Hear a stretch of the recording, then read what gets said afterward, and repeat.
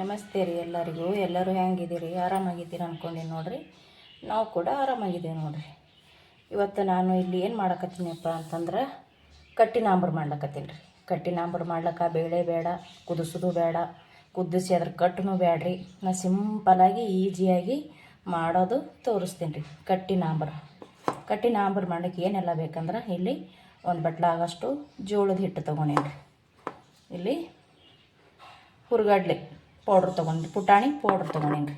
ಇಲ್ಲಿ ಒಂದು ಸ್ವಲ್ಪ ಹುಣ್ಸಿನ್ಕಾಯಿ ನೆನೆ ಹಾಕೀನಿ ರೀ. ಹಳೆ ಹುಣ್ಸಿನ್ಕಾಯಿ ರೀ ಇದು, ಹೋದ ವರ್ಷದ್ದು. ಸ್ವಲ್ಪ ಮೊದಲು ತೊಳೆದ್ಬಿಟ್ಟು ನೀರು ಚೆಲ್ಲಿ ಮತ್ತು ನೀರು ಹಾಕಿಟ್ಟೀನಿ. ಇಲ್ಲಿ ಮನೆಯಲ್ಲಿ ಮಾಡಿರೋಂಥ ಮಸಾಲೆ ಖಾರ ಹಾಗೂ ಅಚ್ಚ ಖಾರದ ಪುಡಿ ತೊಗೊಂಡೇನಿ ರೀ. ಇಲ್ಲಿ ಸ್ವಲ್ಪ ಬೆಲ್ಲ, ಬೆಳ್ಳುಳ್ಳಿ, ಸ್ವಲ್ಪ ಕೊತ್ತಂಬರಿ ಸೊಪ್ಪು ಮತ್ತು ಒಂದು ಸ್ವಲ್ಪ ಕರಿಬೇವಿನ ಸೊಪ್ಪು ತೊಗೋತೀನಿ ರೀ. ಗಿಡದಾಗ ಐತ್ರಿ. ಒಗ್ಗರಣೆಗೆ ಅಂಕಾರ ಸಾಸಿವೆ, ಜೀರಿಗೆ, ಎಣ್ಣೆ ಹಾಕ್ಕೊಳಂಬ್ರಿ.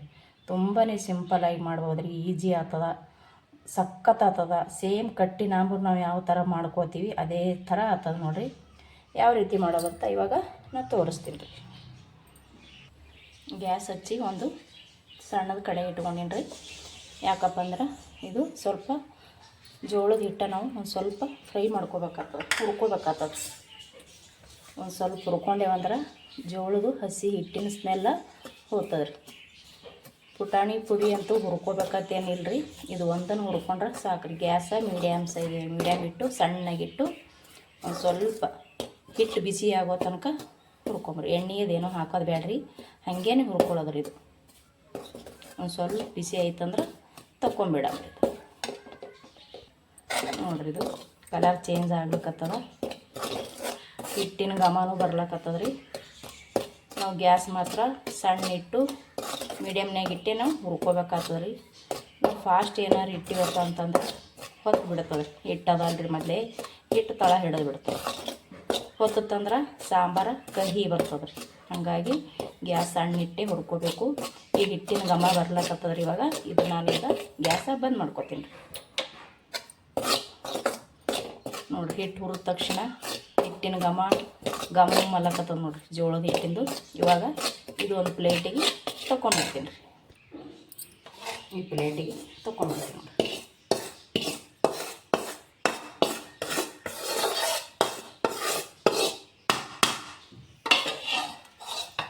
ಹಿಟ್ಟು ಹುರಿದ ತಕ್ಷಣ ಕಲರು ಕೂಡ ಚೇಂಜ್ ಆಗ್ತದೆ.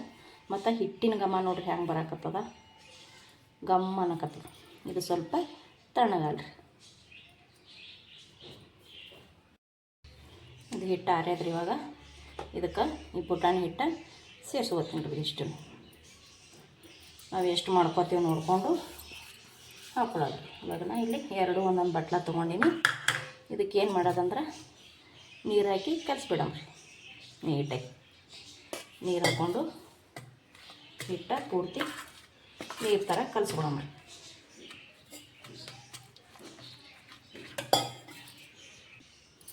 ನೋಡಿರಿ, ಈ ಥರ ಕಲಿಸ್ಕೊಂಡ್ರೆ ಆಯ್ತು ರೀ. ಯಾಕೆ ಕಲಿಸ್ಕೊಳ್ಳೋದಪ್ಪ ಅಂದ್ರೆ ನಾವು ಹಾಗೆ ಹಿಟ್ಟ ಪಾಣ್ಯಾಗೆ ಹಾಕ್ಕೊಂಡೇವಪ್ಪ ಅಂದ್ರೆ ಗಂಟಾಗೋ ಚಾನ್ಸ್ ಐತೆ ರೀ ಇದು ಹಿಟ್ಟು. ಹಾಗಾಗಿ ನಾವು ಸ್ವಲ್ಪ ಈ ಥರ ನೀರಾಗೆ ಕಲಿಸ್ಕೊಂಡು ಹಾಕ್ಕೊಂಡೇವಂದ್ರೆ ಗಂಟಾಗಂಗಿಲ್ಲ. ಇವಾಗ ಪಾಣಿ ಹೊಡ್ಕೊಳಮ್ಮ, ಪಾಣಿ ಹೊಡ್ಕೊಳಮ್ರಿ.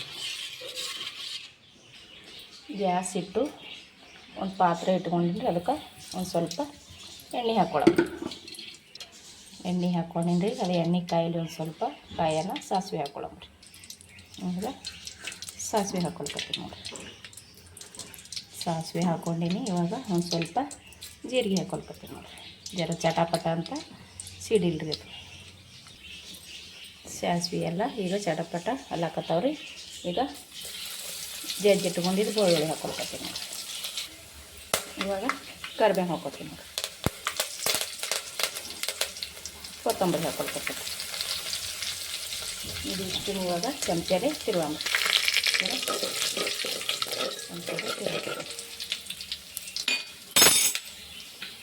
ಇವಾಗ ಏನು ಮಾಡಬೇಕಪ್ಪ ಅಂದ್ರೆ ನಾನು ಹುಣ್ಸಿನ್ಕಾಯಿ ನೆನೆ ಇಟ್ಟಿನಲ್ರಿ, ಅದ್ರ ಒಳಗಿರೋಂಥ ಹುಣ್ಸಿನ್ಕಾಯಿ ಹಿಂಡಿ ತೊಗೊಂಡು ರಸ ತೊಗೊಂಡಿನಿ, ಅದು ಹಾಕ್ತೀನಿ.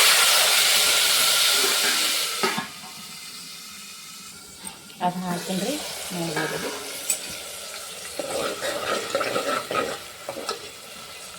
ಹುಣ್ಸಿನ್ಕಾಯಿ ಕುದಿಬೇಕು. ಹುಣ್ಸಿನ್ಕಾಯಿ ಕುದ್ಮ್ಯಾಗೆ ನಾವು ಕಲಸಿಟ್ಟಿರೋಂಥ ಜೋಳದ ಹಿಟ್ಟು ಪುಟಾಣಿ ಹಿಟ್ಟು ಹಾಕ್ಕೋಬೇಕು. ಇವಾಗ ಇದಕ್ಕೆ ಬೆಲ್ಲ ಹಾಕ್ಲಿಕ್ಕತ್ತಿ ನೋಡಿ. ನೀವು ಬೆಲ್ಲ ಎಷ್ಟು ರುಚಿ ಜಾಸ್ತಿ ಬೇಕಂದ್ರೆ ಒಂದು ಸ್ವಲ್ಪ ಹೆಚ್ಚಿಗೆ ಹಾಕ್ಕೋಬೋದು ರೀ, ಇಲ್ಲಾಂದ್ರೆ ಕಡಿಮೆ ಹಾಕ್ಕೋಬೋದು. ನಾ ಇಲ್ಲಿ ಹುಣಸಿನ ಹುಳಿ, ಬೆಲ್ಲ ಮತ್ತು ಖಾರ ಎಲ್ಲನೂ ಸ್ವಲ್ಪ ಹೆಚ್ಚಾಗಿ ಹಾಕ್ಕೊಳಕತ್ತೀನಿ. ಹುಳಿ, ಖಾರ, ಉಪ್ಪು, ಸಿಹಿ ಇದ್ರೇ ಕಟ್ಟಿ ಸಾಂಬಾರು ಸೂಪರ್ ಆಗ್ತದೆ ರೀ.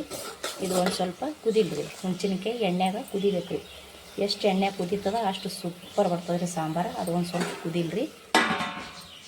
ಇವಾಗ ಕುದಿಯೋ ಟೈಮ್ನಾಗ ಒಂದು ಸ್ವಲ್ಪ ಉಪ್ಪು ಹಾಕ್ಕೋತೀನಿ.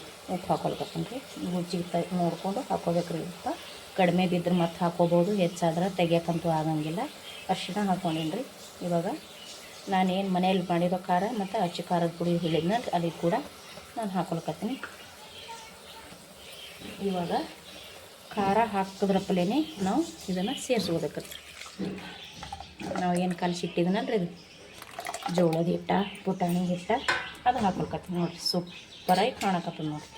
ಯಾಕೆ ಬೇಗ ಹಾಕ್ಕೋಬೇಕಂದ್ರೆ ಖಾರ ಎಣ್ಣೆಗೆ ಕಹಿ ಆಗಿಬಿಡ್ತದೆ ರೀ. ಜಾಸ್ತಿ ಹೊತ್ತು ನಾವು ಇಟ್ಟೇವಪ್ಪ ಅಂದ್ರೆ ತುಂಬಾ ಕಹಿ ಆಗಿಬಿಡ್ತದೆ. ಹಾಗಾಗಿ ಬೇಗ ಹಾಕ್ಕೊಂಡು ಇವಾಗ ಇದಕ್ಕೆ ನೀರು ಸೇರಿಸ್ಕೊಳ್ಳೋಣ. ನೀರು ಸೇರಿಸ್ಕೊಳ್ಳಿಲ್ಲ ಗಟ್ಟಿ ಆಗೋ ಚಾನ್ಸ್ ಐತೆ ರೀ ಇದು. ನಾನು ಅದೇ ಪ್ಲೇಟೆ ತೊಳೆದ್ಬಿಟ್ಟು ನೀರು ಹಾಕ್ಕೊಳ್ತೀನಿ. ನಿಮ್ಗೆ ಎಷ್ಟು ಬೇಕು ನೋಡಿಕೊಂಡು ಮಾಡ್ಕೋಬೋದು. ನಾನು ಇದಕ್ಕೆ ಇನ್ನೊಂದು ಸ್ವಲ್ಪ ನೀರು ಹಾಕ್ಲಿಕ್ಕತ್ತೀನಿ. ನನ್ನ ಮಕ್ಳಿಗೆ ಭಾಳ ಇಷ್ಟ ರೀ ಈ ಸಾಂಬಾರ ಪಡ್ಡಿ ನೋಟಿಗೂ ಸೂಪರಾಗಿ ಹತ್ತದ ರೀ. ಇಡ್ಲಿ ಜೊತೆಗೂ ಚೆಂದ ಹತ್ತದ, ದೋಸೆ ರೊಟ್ಟಿಗೂ ಚೆಂದ ಹತ್ತದ ರೀ. ಪ್ರತಿಯೊಂದೂ ರೊಟ್ಟಿ, ಚಪಾತಿ, ಅನ್ನ ಯಾವುದಕ್ಕೂ ಸೂಪರ. ಅನ್ನ ಪಡ್ಡು ಸೂಪರಾಗಿ ಇರ್ತದೆ ನೋಡಿ. ಯಾವಾಗಲೇ ಮನ್ಯಾಗ ಪಡ್ಡು ಮಾಡಿದ್ನಂದ್ರೆ ಇದೇ ಥರ ಮಾಡಿಕೊಡ್ತೀನಿ ನನ್ನ ಮಕ್ಕಳಿಗೆ. ಇದು ಈ ಥರನೂ ಮಾಡಿಕೊಡ್ತೀನಿ ರೀ. ಇನ್ನೊಂದು ಈರುಳ್ಳಿ ಹಾಕಿನೂ ಮಾಡಿಕೊಡ್ತೀನಿ ರೀ. ಈರುಳ್ಳಿ ಹಾಕಿ ಮಾಡಿದಂತೂ ತುಂಬ ಸೂಪರ್ ಆಗ್ತದೆ. ಖಂಡಿತ ನಾವು ನಿಮ್ಗೆ ತೋರಿಸ್ತೀನಿ ಅದು ಯಾವ ಥರ ಮಾಡ್ತೀವಿ ಅಂತ. ಇದು ಒಂದು ಸ್ವಲ್ಪ ಕುದೀಲಿ ನೋಡಿರಿ. ಇಲ್ಲಿ ಇಷ್ಟೊಂದು ಸಾಂಬಾರು ಆಯಿತು. ನನಗೆ ಇಲ್ಲಿ ಒಂದು ಸ್ವಲ್ಪ ಖಾರನೂ ಕಡಿಮೆ ಅನ್ನಿಸ್ತು, ಉಪ್ಪು ಕೂಡ ಕಡಿಮೆ ಅನ್ನಿಸ್ತು ರೀ. ಸಿಹಿನೂ ಕೂಡ ನನಗೆ ಕಡಿಮೆ ಅನಿಸಿತ್ತು. ಹಾಗಾಗಿ ನಾ ಇದಕ್ಕೆ ಮತ್ತೊಂದು ಸ್ವಲ್ಪ ಬೆಲ್ಲ ಹಾಕ್ಕೊಂಡೀನಿ, ಮತ್ತೊಂದು ಸ್ವಲ್ಪ ಖಾರ ಹಾಕ್ಕೊಂಡೀನಿ, ಒಂದು ಸ್ವಲ್ಪ ಉಪ್ಪು ಹಾಕ್ಕೊಂಡೀನಿ. ಹಾಕ್ಕೊಂಡು ಇಲ್ಲಿ ತಿರುಗಲಕತ್ತೀನಿ ನೋಡಿರಿ. ಇದು ಕುದಿಬೇಕು ರೀ. ಯಾಕಂದ್ರೆ ಹಿಟ್ಟು ನಾವೇನು ಪುಟಾಣಿ ಹಿಟ್ಟು ಮತ್ತು ಜೋಳದ ಹಿಟ್ಟು ಹುರಿದ್ಬಿಟ್ಟು ಹಾಕೊಂಡು ಮಾಡಿವಲ್ಲ ರೀ, ಅದು ಒಂದು ಸ್ವಲ್ಪ ಕುದ್ರೆ ಕರೆಕ್ಟಾಗಿ ಹೊಂದ್ಕೋತದ ರೀ. ಇದು ಚೆಂದಾಗೆ ಒಂದುಗ ಕುದಿಸ್ಕೊಂಡು ತೊಗೋಬೇಕು ರೀ. ನಿಜವಾಗ್ಲೂ ಹೇಳ್ಬೇಕಂದ್ರೆ ಸೂಪರೇ ಆಗ್ತದೆ ರೀ ಇದು. ಕಟ್ಟಿ ನಾಂಬ್ರ ನಾವು ಊಟ ಮಾಡ್ತೀವಿ ನೋಡಿರಿ, ಹೋಳ್ಗೆ ಮಾಡಬೇಕಾದ್ರೆ ಬೇಳೆ ಕುದಿಸ್ಕೊಂಡು ಅದರಿಂದ ಕಟ್ಟು ತೊಗೊಂಡು ಸೇಮ್ ಅದ್ರ ಥರನೇ ಹಾಕುತ್ತಾ. ಒಂದು ಸಲ ಮಾಡಿ ನೋಡಿರಿ, ನೀವೇ ಹೇಳ್ತೀರ ಸೂಪರ್ ಆಗ್ಯದಂತ. ಇದು ಮಾತ್ರ ಕುದಿಸ್ಕೋಬೇಕು. ಒಂದು ಉಗ ಅಥವಾ 2 ಉಗ ಕುದಿಬೇಕು ರೀ. ಕುದ್ದ ಬಳಕೆ ಪುಟಾಣಿ ಹಿಟ್ಟಿಂದು ಹಸಿ ಸ್ಮೆಲ್ಲ ಹೋಗಿ ಸೂಪರ್ ಆಗ್ತದೆ ರೀ. ಇದು ಸ್ವಲ್ಪ ಗಟ್ಟಿ ಆಗ್ತದೆ ರೀ. ನಿಮಗೆ ಭಾಳ ಗಟ್ಟಿ ಬೇಡ ಅಂದ್ರೆ ಸ್ವಲ್ಪ ಇನ್ನೊಂದಿಷ್ಟು ನೀರು ಹಾಕ್ಕೋಬೋದು. ನಮಗೆ ಇವಾಗ ಎಷ್ಟು ಬೇಕು ಅಷ್ಟು ನೋಡಿಕೊಂಡು ನಾನು ಮಾಡ್ಲಕತ್ತೀನಿ ರೀ. ಸೂಪರ್ ಆಗ್ತದೆ ನೋಡಿರಿ. ಸ್ಮೆಲ್ ಮಾತ್ರ ಗಮ್ಮಲ್ಲಕತ್ತದ. ಇದಕ್ಕೆ ಒಂದು ಸ್ವಲ್ಪ ಮುಚ್ಚಿಟ್ಬಿಡ್ತೀನಿ ರೀ. ಕುದಿಬೇಕಲ್ರಿ. ರೆಡಿ ಆಯ್ತು ನೋಡಿರಿ. ನಮಗೆ ಕಟ್ಟಿ ನಾಂಬರ ಸೂಪರಾಗಿ ಬಂದದ ನೋಡಿರಿ. ಸಖತ್ತಾಗಿ ಬಂದದ್ರಿ ನೋಡಿರಿ. ಇಷ್ಟು ಗಟ್ಟಿ ಮಾಡ್ಕೊಂಡ್ರೆ ಸಾಕು. ನಮಗೆ ಇದು ಇಷ್ಟು ಗಟ್ಟಿ ಬೇಕಂತೇಳಿ ನಾನು ಇಷ್ಟು ಗಟ್ಟಿ ಮಾಡ್ಕೊಂಡೀನಿ. ನಿಮಗೆ ತಿಳು ಬೇಕಾದ್ರೆ ತಿಳು ಮಾಡ್ಕೊಬೋದು ರೀ, ಗಟ್ಟಿ ಬೇಕಂದ್ರೆ ಗಟ್ಟಿ ಮಾಡ್ಕೊಬೋದು. ನಾನಿದು ಇವಾಗ ಇವತ್ತಿನ ಊಟಕ್ಕೆ ಅಂತೇಳಿ ಮಾಡ್ಕೊಂಡಿದ್ದು. ಮಧ್ಯಾಹ್ನ ಊಟ ಮತ್ತು ಮಕ್ಕಳು ಬಂದ ಬಳಿಕ ಇಷ್ಟು ಊಟ ಮಾಡಿದ್ರಂದ್ರೆ ಖಾಲಿ ಆಯ್ತು ನೋಡಿ. ಇಲ್ಲಿ ನಿಮಗೆ ನಾನು ಒಂಚೂರು ಅನ್ನನೂ ತೊಗೊಂಡಿನಿ. ಅನ್ನಕ್ಕೂ ಕೂಡ ಹಾಕಿ ತೋರಿಸ್ತೀನಿ ರೀ.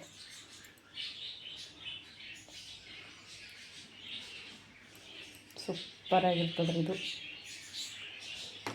ನೋಡಿರಿ. ಬಿಸಿ ಅದ ಭಾಳ ಸೂಪರಾಗಿ ಹತ್ತದ್ರಿ ಇದು ನೋಡಿರಿ. ಈ ಸಾಂಬಾರು ಹೆಂಗೆ ಬಂದದ ಅಂತ ಹೇಳ್ರಿ. ಈ ಸಾಂಬಾರು ಇಷ್ಟ ಆಗಿತ್ತಂದ್ರೆ ಒಂದು ಲೈಕ್ ಮಾಡಿರಿ, ಶೇರ್ ಮಾಡಿರಿ, ಸಬ್ಸ್ಕ್ರೈಬ್ ಮಾಡಿರಿ. ಪ್ಲೀಸ್ ನಮ್ಮ ವಿಡಿಯೋ ನೋಡಿ ಸಪೋರ್ಟ್ ಮಾಡಿ. ಮತ್ತೊಮ್ಮೆ ಎಲ್ಲರಿಗೂ ನಮಸ್ಕಾರ.